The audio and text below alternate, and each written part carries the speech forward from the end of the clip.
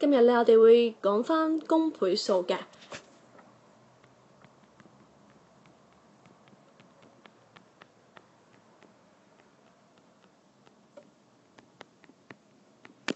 首先咧，倍數嘅意思咧，即係話將個數字咧，去不斷嘅擴大、倍大。假設啦，我哋嘅數字係2嘅時候，將2乘以1，2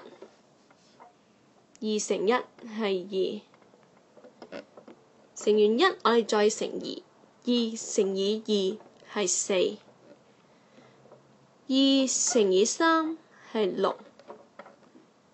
6，2乘以4係8，2乘以5係10。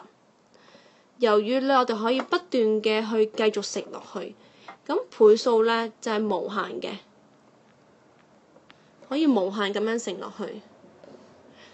所以咧，我哋要計嘅時候，最先揾到佢哋共同擁有嘅倍數咧，嗰個就係最小公倍數啦。另一個數字係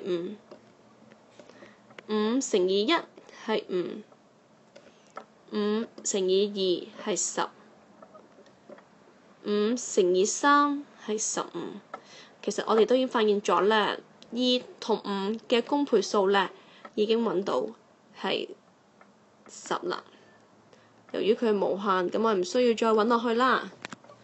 好，咁佢嘅最快出現嘅公倍數，我哋就叫做最小公倍數 LCM。LCM 呢，2同5嘅 LCM 呢就會係10啦，因為佢係第一個出現嘅。咁而我要揾公倍數呢，其實係可以無限去揾。點解呢？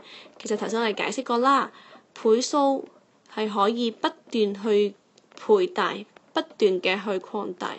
只要將10乘以1第一個，第二個10乘以2係20，第三個10乘以3係30。